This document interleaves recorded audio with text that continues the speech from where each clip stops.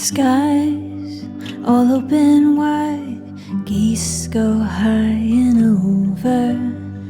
Oh, now you're a beachcomber, a fistful of sandfire, sea, lavender. See you next year.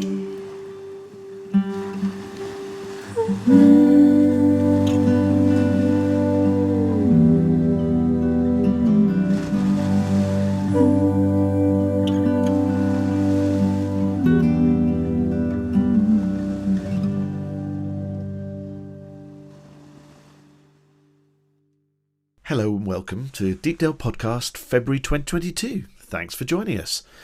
I'm Jason and we are coming to you from Deepdale Farm on the beautiful North Norfolk Coast, an organic arable farm with lots going on, camping, rooms, shops and, of course, amazing views. This month, for your listening pleasure, we've got Farm Chat with Nathan chatting about conservation and sheep. Ollie from the One Stop Nature Shop gives us an update on the wildlife we can see locally. Gin from Margins tells us about the glamping they are offering at Deepdale this summer. And David from Moongazer Ale tells us about his amazing beer push that he's doing in March to raise funds for its On the Ball Testicular Cancer charity. Not easy for me to say clearly.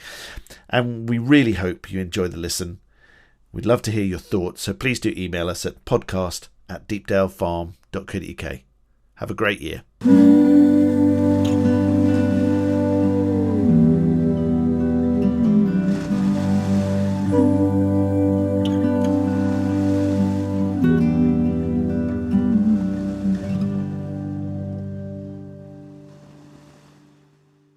Farm Chat with Nathan and Jason. Well, hello and welcome to the podcast, Deepdale Podcast, for what is probably going to be our February episode, February 2022. So we've already lost a month of the year. Christmas is less than 11 months away, which is quite scary. Nathan and I are sitting in the last of the afternoon sun up next to Downs Barn in what has just been described as Nathan's den. I mean, it's not a den. It's it is a centre for rural skills and engagement, but it's totally also a den. Yeah, exactly. It's got fire pit. It's got logs that we're sitting on. It's got a little kitchen. We've got a little cooker. We've got a little fridge. We've got a boiler. We've got various different bits and pieces, so we can make our volunteers and people who come to the farm to do rural skills or green woodworking courses or various other bits and pieces. We've got some bits so we can make people comfortable. Feed and water them. Yeah, this is something that we've been able to do with the support of a scheme called Farming in Protected Landscapes, which is all about promoting biodiversity, engagement, rural skills, sustainable farming, various different good things, and it's aimed at farms and estates in areas of outstanding natural beauty, national parks and the Broads. So we got an application in, and this is a lovely bit of work that we've been able to do to start to use the barn on a very small scale, nice and quiet. But just to have some small groups and do some really nice things. Yeah, it's great. And Richard's looking forward to bringing his green woodworking courses up here, and hopefully we'll have some basket weaving and spoon whittling and that kind of thing. Yeah, well, we just had some volunteers on the farm this Wednesday. We've been doing some putting out some supplementary feed for wild birds on the farm. We've been doing some hedgerow works, and we had our inaugural volunteers cup of tea out of our new kitchen this week, which has been really nice. And apologies, occasionally you can probably hear the birds in the background, which is really lovely. And we were looking at one of the feeders that that Nathan and the volunteers put in place, and they are huge feeders, absolutely enormous. I will take a photo to go with the podcast, but they have been covered in, what did you say, blue tits? We've had blue tits, but also on our feeders we've had greenfinches, goldfinches, and the sparrows have been all over them. So sparrows are very happy. Yeah. We've got very happy sparrows. Yeah, very happy sparrows. And apologies, in the background, you occasionally will hear a drill, which is Tim and Julie are continuing with the electricity installation. We did and ah about making this off-grid. But then we decided that basic necessities of hot drinks and being able to cook things probably required electricity. So we have decided to put that in, and I think it was a wise decision, because we have tried boiling a kettle over a fire before, and it takes longer than you'd like. Well, I do like a storm kettle. It's always lovely to get a storm kettle on the go. I mean, the lovely thing about a storm kettle basically being that it's a flask with a fire happening right in the middle of it, which is always quite exciting.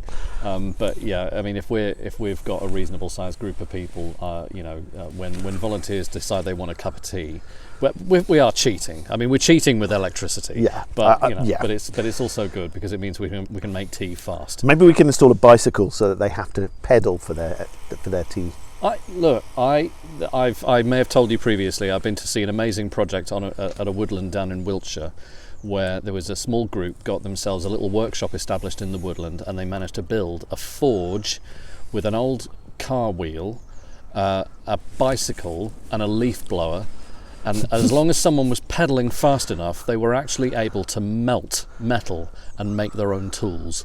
And that's very cool. That's the kind of thing I want to be achieving up here. Yeah, that's very cool. That's off grid properly. Yep. That's very good. Yeah, no, we will have to pay an electricity bill here, which in the current climate is quite scary, but it will and eventually we'll sort of look at things like solar panels to kind of mitigate that. I'd love some wind turbines, but not everybody likes wind turbines as much as I do.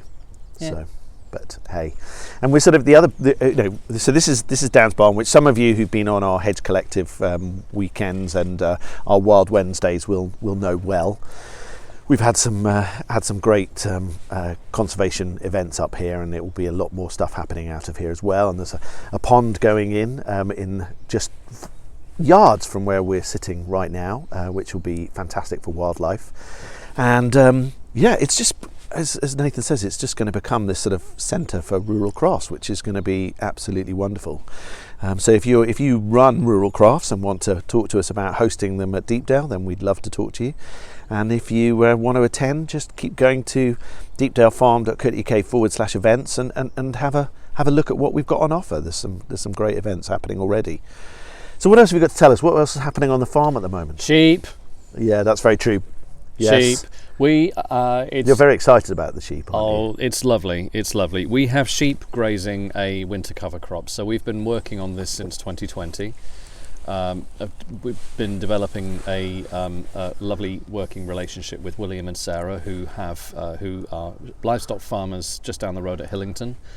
And as of a couple of weeks ago, we brought on 36 pregnant ewes. They're described as broken mouth ewes. They're a little bit older. They're maybe 4 or 5 years old. Oh, I see. Now I understand because they've broken some of their teeth. Yes, yeah, that makes sense now. Because their teeth break and sort of chip after a little while of lots of nibbling. They actually started off life in Wales, so they've come over to Norfolk now.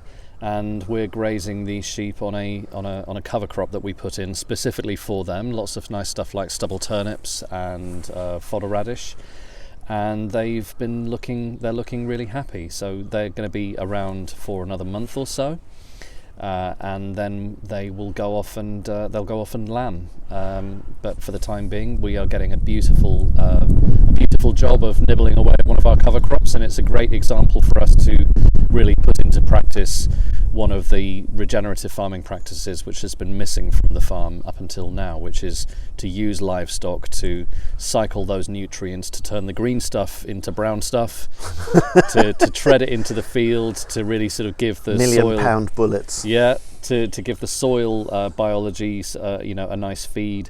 And it's just really nice to have animals back on the farm. So they're looking quite happy. I've just checked in on them on the way up here, and a lot of them were lying around in the sun. They're just basking in the sun. It's fairly chilly at the moment, but for them it's really quite a pleasant day. And actually, like a trip from Hillington to here is literally next door in comparison to their trip from Wales to Hillington. So it's a very short distance, and they're thoroughly enjoying what they're getting to munch on. So it's a pretty good deal for them, really. Yeah, well, we've put some nice stuff out for them. We have our next guided walk is happening on the farm this coming Thursday, the first Thursday of every month. And if you join the next guided walk, we've already got about 11 or 12 people on it, but we'll be walking past the sheep, and we can have a look at, for example, you can see the difference between where they've been grazing and where they're yet to graze, and the way that they graze, and and what they're doing for the soil and for the farm. So it's really nice to sort of see this in action. And as soon as we've moved the sheep off the current plot that we're in, I'll be getting a spade in to look at the soil and to see, it's going to take a little while, and we'll need to do this more than once to sort of start to see some difference to the soil organic matter. But it's really nice. Every time I go and look at the sheep, there's constantly one or more of them is pooing or peeing, and it's ridiculous how excited I am getting about this.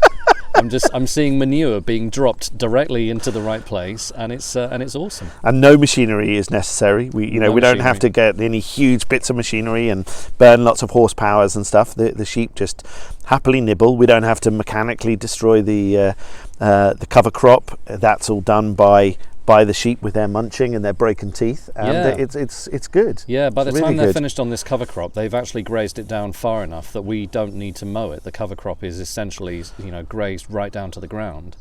And really the next step for us is potentially we can roll the cover crop before a frost and sort of really break open the stems and make sure that the frost gets to the plants and kills them. But otherwise, essentially that cover crop is ready to sort of cultivate into the ground, and we're ready to get the next crop in. Very exciting, very exciting. So what's going in on after the sheep? Well, at the moment we have got spring beans due to go into that field. Spring beans were an okay crop for us last year. Spring beans, as part of our rotation, are a break crop, so we need to grow a legume crop between cereals, which is partly about sort of cutting off a bridge for diseases between successive cereal crops, and it's also about actually putting a little bit of nitrogen back into the soil, because spring beans use about 80% of the nitrogen that they fix as legumes, but they actually leave a little bit in for the following crop. So we're going to look at putting in something like spring beans, but in the future, we could be experimenting with, there's plenty of other legume crops like chickpeas, lentils, and Stephen really, really wants you to choose something where he doesn't have to change those huge metal grids in the Stephen in the wants combine. something small, and something that doesn't sound, as he described it, like a bag of spanners being thrown at his head while he's harvesting it. Yes, exactly. So this is an issue that we've got, is that our combine harvesters in general, certainly our combine harvester, uses 3 different sieves right inside the innards, and these sieves are called concaves because they're shaped a bit like a sort of a half moon, and they weigh about 60 kilos. They weigh a serious amount, and they are a massive hassle to change. But you actually have to change the concave. If you're harvesting spring beans, you have to change it for one that's got bigger holes in it, so the beans will go through it. And the problem that we've got is that the reason Stephen wants us to look at what we're growing next, and ideally something like lentils, is because they're small. They're about the same size as wheat. So you don't have to change the concave, and it doesn't make as much noise. Well, basically. that would be one idea. Whether that's exactly the reason that we want to be making a change like that, I don't know. I'm not sure it should be the driving force for it, but it's nice to have if we find something suitable. Well, exactly. So we're looking in the next week or so. We're basically pulling together all of our plans for spring cropping, and so all of our crops this year are spring crops, which means that all of the areas on the farm that we would normally grow a crop in have all got either clover lays or winter cover crops on them. They're all covered, and essentially all of our crops will be established from February through till about March, April time. And so we essentially are sort of pulling together our plans for that now, but that's when we're not still running around pulling our hair out trying to sort out our hedgerows. Yes, but you've had a couple of Wild Wednesdays. We've had a couple of volunteering sessions just recently. In the last one, we've started to clear out material from one of the hedgerows on the farm, and before too long, we're going to take the fairly scary looking, but sort of probably fairly necessary action of coppicing some of our hedgerows, which essentially means we'll actually cut the plant off to about 2 or 3 inches above the ground. And then, as long as we protect the regrowth, we can actually potentially, that hedge will then put on about 4 or even 5 feet of regrowth just in the next year. And it's a sort of good way for us to sort of reset some of these really quite tired old hedgerows that have been a bit knackered by the way that they've been trimmed in the past. So it looks fairly drastic, But that's one of the things we're moving on to next, and that starts with clearing them out so that we don't have stones getting in the way to start causing problems with the chainsaws, or bits of wire, but also we're pulling out brambles and Alexanders and all the things that will compete with the regrowth. So there's a bit of tidying and a bit of prep to do, and then we'll crack on and when we get into the swing of things, when we get our volunteers on the go and they know what they're doing, then we can sort of move quite quickly. But you've just got to make a start. Yeah, it's quite a big, daunting task. So it's sort of, it takes quite a lot to get started. But once we get started, it's great. And then we've got a whole bunch of trees appearing from TCV, haven't we? You know, they've given us a massive selection of trees which we're going to be putting in. Yeah, the amazing TCV. So TCV are the conservation volunteers. And TCV, supported by OVO Energy, are basically making 2 million trees available for planting through this winter through the I Dig Trees scheme. And we've applied for 500 trees. We did think about applying for the full 2 million, but there were limits. There's limits to what we can even achieve with our incredible volunteers. But we have got 500 trees being delivered next week, and we're going to use those on an area that we have campers going onto at the moment, and which is sort of an open part of the farm. We're going to set up a sort of a bit of a try at something like an agroforestry scheme. And so one of the things that we're doing in the future is really looking at how we're using various different spaces on the farm. And this particular field, it's about 1 hectare in size, and we will get about 250, 300 trees onto there, and we'll let those get established, and we can cut those trees for timber, or we can leave them in place for wildlife, or we've got various different options. And because they're in rows, it means that we can mow down in between them, we can have people camping around them, and also at some point maybe we can start grazing sheep on the grass between them as well. Yeah, which will be really cool. They'll enjoy all the interesting sort of things that have appeared in those long stretches between the trees, which will be really good. So yeah, fantastic. Anything else that sort of you want to share with the world that's happening at Deepdale? I think that's pretty much it at the moment. We have just put out 15 farmland bird feeders, and we are putting out about 2 tons of bird seed this winter. So yeah, I mean, I mentioned some of our volunteers mixed up some of that bird seed the other day. But we're also looking at, we've got the big farmland bird count coming up between the 4th and the 20th of February, so we'll be doing that. There's also the RSPB Big Garden Bird Watch happening this weekend, but we'll certainly be looking out for how the birds on the farm are doing at the moment. This is the first year that we've put in wild bird seed mix into the fields, which is a mix of plants that can sort of sustain the birds through the early winter months, and now we're providing extra feed by sort of scattering that on the ground and putting that in feeders. We're mainly just hoping we're going to see a lot more birds on the farm and sort of start to pay attention at what species we're getting.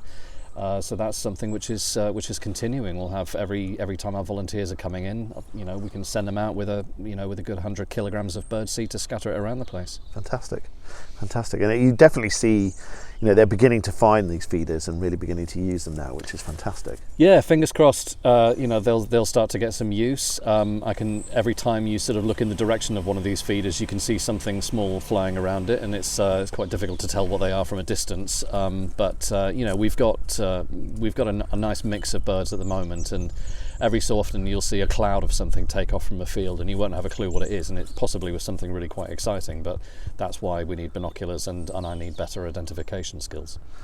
Yeah, well, your identify. You can say it as well. Identification skills working out what the birds is significantly greater than mine. So if you need more, then I more than need more. Well, man, it's lovely to chat with you. Thank you for coming on the podcast again. Thank you. And and if anybody wants to get involved with any of the stuff that Nathan's organising here, then please make sure you go to our website, deepdalefarm.co.uk. Click on events, and you'll see everything from how to work with a pole lathe with Richard Rood on one of his courses, through to the farm walks and the conservation days, and more will be added in due course. But yeah, and if you're listening to this and you think to yourself, there's something that I'm doing at the moment, or there's something I want to try out and I'm quite interested, and would there be any way that I could use a space like Deepdale Farm to sort of do something like that, get in touch with us. Go to the website and look at Contact Us and send us a message, because we're really keen to have chats with people who want to use the farm as a space for courses and other ideas. Yeah, fantastic. Well, man, I hope that 2022 continues unlike 2021, and that it's great being able to have volunteers back on the farm. Yes, very after a nice. couple of years of really not being able to. Long may this sunshine last. Amen. Yes. Cheers, man. Thank you.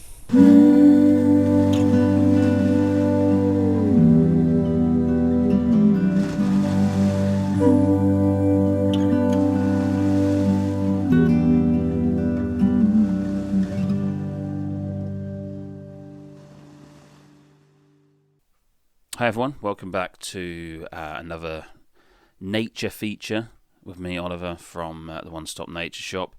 So we've been doing these now for a few months, and obviously over those few months, if you look back and listen to the previous podcast, you'll see how things, or hear how things have changed.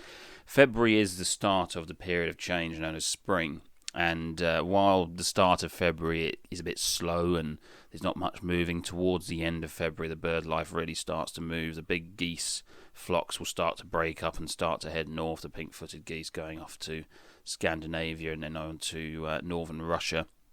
But we also see big movements of sea ducks as well off the coast, especially off places like Holcombe Bay and Titchwell. Waders as well are starting to move, although they tend to move more in March. But you can see some movement in February.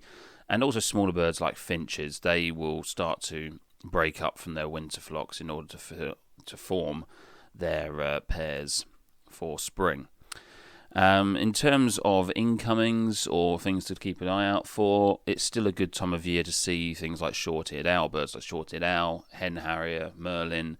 They're very much still around. Obviously the geese flocks still are. There's always a chance of something a bit rarer in those, like a rare version of a Canada goose called a Todd's Canada goose has been around recently.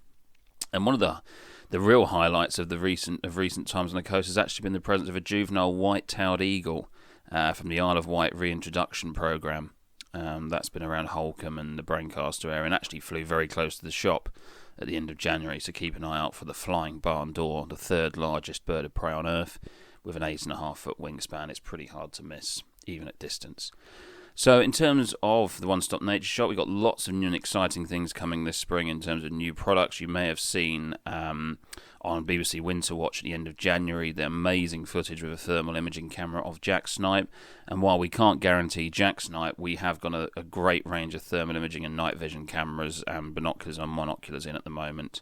And they're of a price that are very reasonable and allow you to get closer to nature in an affordable way.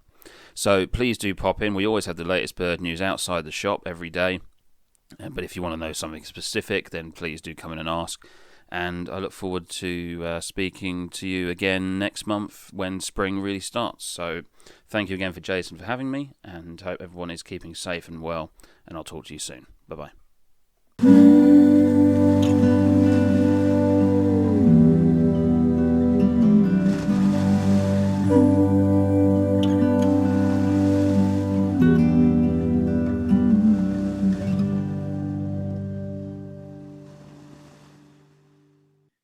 I'm on Zoom with the lovely Jin from Margins, which will make sense when she explains it later. And they used to do walking and glamping holidays going along the coast. And now what they do is they put their lovely, lovely safari tents up at Deepdale for the season, and you can come and stay in them. So rather than hearing it from me, you can hear it from the lady that has designed the offering, Jin herself. Hello, my darling. Hello. Are you all right? That will probably be Elfie in the background, I'm guessing. You don't need to apologize. It's not a problem. Everybody on the podcast pretty much loves dogs, so that's fine. We said hello. And now they're at the door waiting for someone to come in. Probably the postie, if it's like the postie at Deepdale, brings biscuits for them. Yeah. Very sensible. Well, yeah. Right. We're okay. Hello, my darling. Hello. Are you all right? I'm fine, thank you. How are you? Yeah, not too bad. Not too bad. So tell us, how has 2022 started for you? Yeah, no, okay, actually. Okay. Obviously last year we didn't quite know what was going to happen this time at this point, but this year is very exciting because last year we had our 2 tents up at the fabulous Deepdale Camping and Rooms, and they were virtually booked out the whole time, and we had such wonderful feedback. So it's looking really good this year because we kind of know what we're doing now, and that's always a nice thing, isn't it? Exactly. We've sort of listened a lot to all the guests' comments and sort of looked at the pattern of bookings, and the pictures are beautiful. The 2 pictures that you've allowed us to put our tents on up at Deepdale they're huge, but the views are just unbelievable. And I think everybody that I took up to the tents, the first thing they do is just stop and look at that view over the countryside. It's absolutely beautiful. So yeah, we've kind of thought about how we can sort of enhance that and encourage people to be outside more and what have you. So yes, all exciting. So tell us a bit about the kind of the offering, because they are safari tents, as I sort of saw when I was traveling in Africa and stuff, but they're a bit more than that, aren't they? Because you have tailor-made, Mark has tailor-made a whole bunch of stuff to go in them. Yeah, so I mean the whole idea is we want people to still feel like they're camping ultimately, and getting that outdoor living experience, but at the same time you can turn up and everything's provided for you, so you can literally just start your camping holiday straight away. But when I say camping, you don't turn up to a small tent that's got a couple of mats laid out for you on the floor and a little stove ready to make your cup of tea. What we've taken into consideration is a good night's sleep and making sure that you've got everything you need to make that all important fry up in the morning, and a good cup of tea, and focusing on the view as well.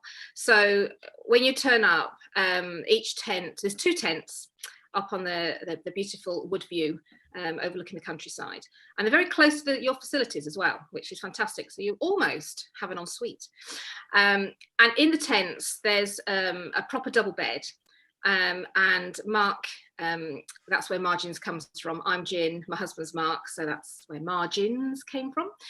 So Mark is Mr. Practical, so I kind of come up with the ideas, and he cringes when I say, I've been thinking. He does look like, very nervous sometimes. What have I got to make now, and how much is it going to cost? But he always comes up trumps and understands my mad thoughts and ideas. So the kitchen area, I wanted it to be as contained as possible and as easy as possible. So he's actually made sort of a little fitted kitchen to go in the tents that has a couple of gas burners. You've got the kettle, you've got a toaster, you've got a fridge with a little freezer compartment for those all important ice cubes and things. And all the pots and pans and plates and mugs and things that you will need. There's also, what we're adding to the tents as well is we had a lot of families stay with us last year, which was fantastic. But we wanted to make it a bit more streamlined and easy to maintain and comfy. So Mark has tailor-made some bunk beds to go in the tents, which he's in the process of doing now. They're almost finished. And because of the shape of the tents, they're lower at the back. So he's staggered them so that we have a full-size bed at the bottom, and at the top it's slightly smaller, but it means that the person on the bottom can actually sit up in bed because it's slightly off, so it can actually fit the tents. But the top one is slightly smaller, but you can still fit an adult on there. It's just over 5 foot long, and proper mattresses. So the aim is to get a good night's sleep, and there'll be storage as well, because obviously they're slightly staggered. There will be sort of plenty of storage underneath the top one. So yes, they will be in there permanently. And also, the other thing that we kind of realised is, as beautiful as the pictures are, they are quite exposed at the top. So we wanted to create an even better outdoor area for people to sit in if it's either really hot or it's raining. It never rains. It never rains. So you don't need to worry about that. Just in just in case. So we are going to be putting up some rather nice covered seating areas this year as well, for you to be able to carry on with your barbecuing, which is also included, and the fire pit, which is also included, and sitting outside with lots of nice twinkly lights and things, and looking at those beautiful views and watching that all-important sunset, which is obviously amazing as well when you get. Do you get amazing sunsets up there? Yeah. And listening to the wildlife, that's the other thing. People really become more in tuned with the wildlife up there as well, and want to experience it more. So. So we're adding to the experience.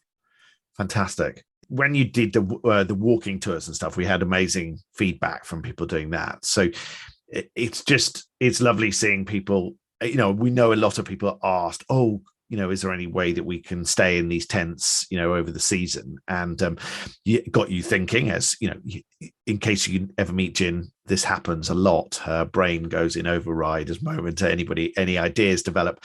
But it's just great to see kind of people, and they just become a really sort of integral part of what we offer at Deepdale. So it is really lovely. It is. And I think the other thing that really came about last year as well is how many people, when they realised that the tents were up, how many more people were able to come with their friends and family. So we've got friends and family that have got a motorhome or a tent of their own or camper van, and they were able to bring along people to join them on their holidays that don't have those facilities, and they were able to just turn up and have a camping experience along with their friends. So that was absolutely lovely.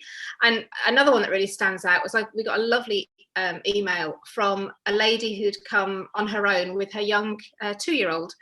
And she just said, I just had to say, it was the most amazing experience because everything was supplied. And it was so nice because it took all the hassle out of worrying about packing everything for me and my 2-year-old.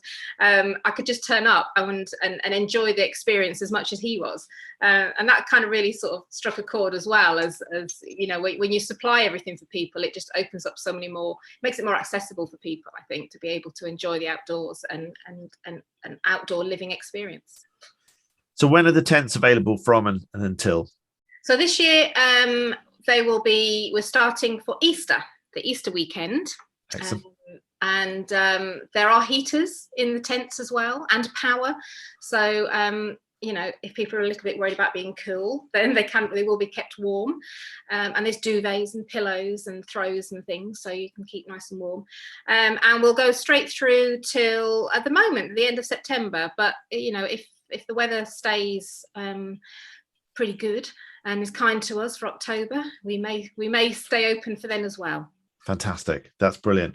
Well, if you want any more information about these, just head to deepdalebackpackers.co.uk/glamping and you will find the tents on there, or just do posh camping or luxury camping at Deepdale and you'll find it on any decent search engine. But yeah, take a look at our website. Really lovely to chat with you, Gin. Thank you so much. And we're really looking forward to seeing your tents back up at Deepdale soon. Yep, so are we. Bye.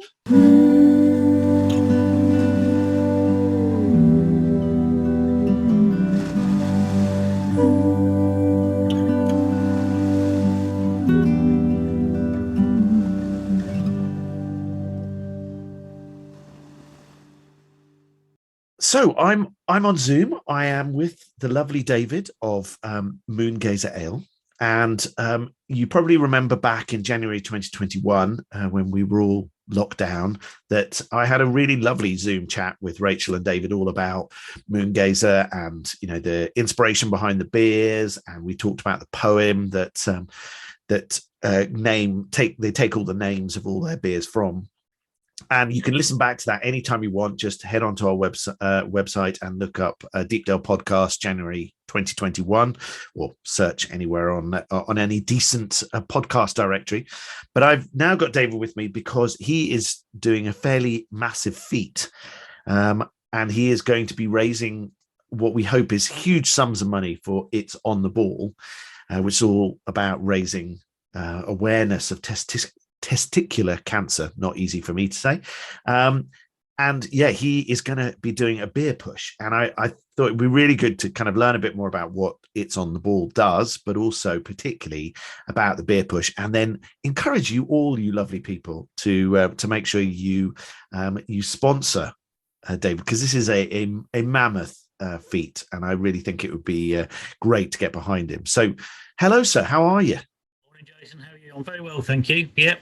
Good. So, thanks for the big build-up. You just reminded me how imminent the beer push is now. So, getting a little bit more nervous as each day approaches, but really looking forward to it. Well, sadly, you've had to kind of put it off a couple of times, haven't you, due to COVID? So, when is it now supposed to take place? So, no supposed about it. We're going, even if the government tries to shut us down again, we're just going to go regardless. So, we're leaving the brewery on Thursday, the 31st of March in the morning. And then that's the beginning of a 147-mile push down to St. Bart's in East London to the oncology department there, who are the department that treat loads of the young men for testicular cancer. So, and very specialist treatment that they give them. So, we're really looking forward to that. And it's going to be a challenge. It's going to be a tough challenge. So you're going from the brewery, and what was the mileage you're doing? It's 147. We're zigzagging a bit. So if we could go as a crow flies, it'd be a lot less than that. But two reasons for that. We're picking up the brewery's actually near Walsingham Abbey. So we're picking up an old pilgrim trail which used to run from near St. Paul's up to Walsingham. So we're doing that as a bit of an adventure, but also we want to zigzag through. So much of the push is all about meeting people and spreading the word about testicular cancer. So we're doing a few little diversions to make sure we go through some towns on the way. So it's 147 miles in total. Fantastic. And it's a beer push, so you're carrying a keg of your finest real ale. Yeah, no, we're pushing a cask of beer. So the beer was 72 pints. So the beer in the metal barrel and the trolley weighs a total of 75 kilograms. My fighting weight should be 76 kilograms by the time we leave. So effectively, I'm pushing my body weight 147 miles. I hope you've got good pneumatic tyres on that trolley. Yeah, I'm hoping to get some more coming through. We've got a very nice company that are sending us some through, but it's not just a trolley. What I keep explaining to people is there's lots of stiles and fences and gates and ditches in the way, because we're going off road a bit. So there will be a lot of physical lifting as well. And the challenge is that we're not to have any help, so it's all got to be done by myself. So no young helpers going, we'll just give you a lift over that stile with that. It's all got to be done with my fair hand. So you're not going to use social media and say, I'm coming up to a stile. Anybody want to come and give me a hand? It would be nice. It would be nice. But I think I'll set myself a personal challenge to want to do it and feel the pain, as they say. Fantastic. Well, yeah, awesome. Luck with it. So tell me a bit more about It's on the Ball. Tell me a bit more about what they do and what their aim is. Well, It's on the Ball is a small Norfolk charity, and there's 7 trustees, and they're all survivors of testicular cancer. And we've been working with them at Moongazer for about 5 years now, where every January we produce a beer called Toby's Tipple that the pubs in Norfolk and Suffolk sell, again to raise awareness. Because one of the, it sounds odd to say, the great things about this charity and this cancer is there is not specifically any need for major research into the cancer. We know how to treat it, we know how to cure it, we know what the treatment process is, and we have the resources to do that, or the NHS have the resources to do that. The challenge is that young people, young men, don't realise it exists, and they don't check themselves. And 98% of this cancer can be cured. But if for, say, 2 or 3 weeks you think, I've got a bit of a lump on my testicles, or something's changed, or a little bit uncomfortable, and you ignore it, that could be the difference between life and death. So 3 weeks delay in diagnosis could literally mean the difference between you living a full and complete life, including having a family, to you not being here at all. And that's the real tragic thing. And the thing that we face all the time, especially with, it's the biggest killer of young men between 18 and 35 in the country, is it doesn't happen to them. They're invincible. They're unbeatable. They're playing football. They're doing all the things that young blokes do. Cancer's an old person's disease. And this particular cancer isn't. It doesn't discriminate.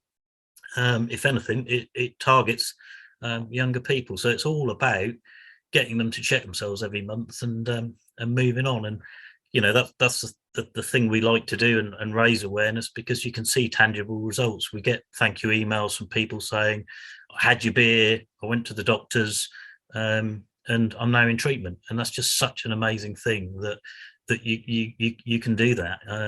So yeah, that's a real thing. And I hark back to, in my day, say 10 years ago, no one really talked about breast cancer. That was a taboo subject because it's body parts, so we don't talk about those.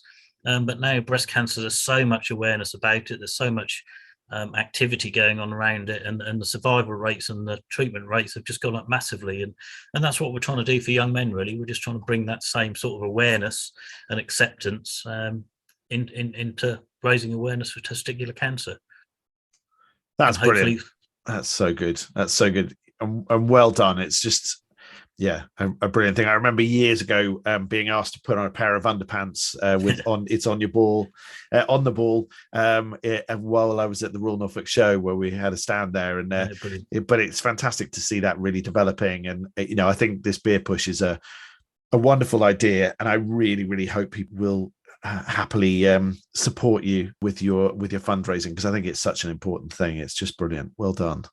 Thank you. No, much appreciated. And one of the, you touched upon about what the guys do. It's on the ball as well as awareness and awareness. Just very quickly, because they're all survivors. One of the key things that young people get when they're suddenly faced with you've got cancer, the treatment starts tomorrow. This isn't something that it's like, oh, we'll get back to you in the next few months. It's like, yes, you've got testicular cancer, go get your pajamas, you're in.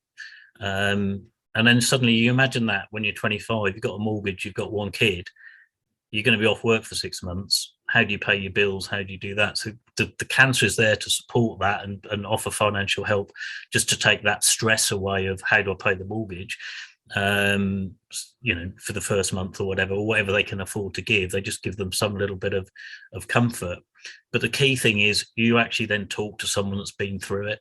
So instead of a doctor talking in language that they try to be empathetic, but they have to use, long words and words that just sometimes go over everyone's head, or talking to your family, you'll say, of course it will be all right.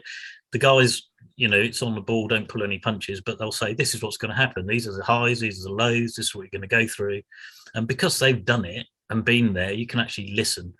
And they tell you the things that you don't know what questions to ask, because you don't know how you're feeling. You don't know what you're going to go through. So they know what questions you want to ask, even if you don't think of them. So they tell you, and that support is just immense. If you can imagine that, laying in a hospital bed, to have someone to come and give you that mentoring, as it were, through the disease. So yeah, full respect for them. And the thing that attracted me to them and wanted to help them, they all could have walked away and just gone, thanks very much, I'm treated, I'm going to have a normal life. But they chose to put back and stop others going through what they had to go through. So yeah, no, fair play to them. So really looking forward to it. Well done, man. Fantastic. And if you want to try out that fantastic beer that raises funds for It's on the Ball, then look out for, what's the name of the beer? It's the generic name is Toby's Tipple, but each year it gets a different name. So this year it's actually, there's one called Get Checking and one called Keep Checking. And when we once we start the beer push in 31st of March, we will launch another version throughout the pubs, which will be again the same, the Get Checking. But like I say, hopefully that will get people to log on and find out what It's on the Ball is all about. Superb. Well, we'll make sure we put lots of links to the Just Giving page that David's got up and running. And if you are wanting to support him or find out a bit more information, just put David's Beer Push into any good search engine, and you'll find him. Smiling photo of him wearing his underpants on his outside of his jeans, just like Superman, with his trolley and his lovely little keg, and a pint of beer, of course. What more could you want, really? So, well, good luck, man. And we really wish you all the best with the beer push. We look forward to watching your progress as you go along. And if you do get to one of those styles and you do need help, just shout. Thanks, Jason. Really appreciate the support. Yeah, much needed. Thank you. Cheers, David. Bye.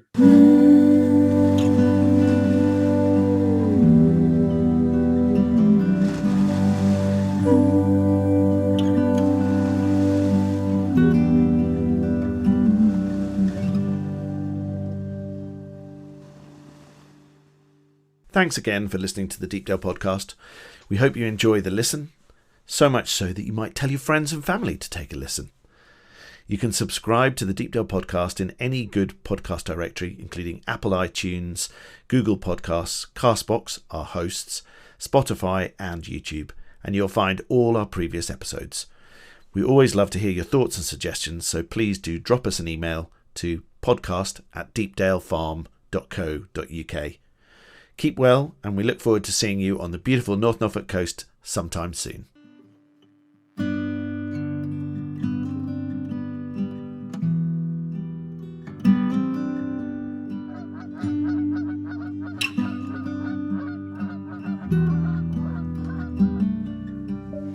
Skies all open wide, geese go high and over. Oh, now you're a beachcomber, a fistful of sandfire sea.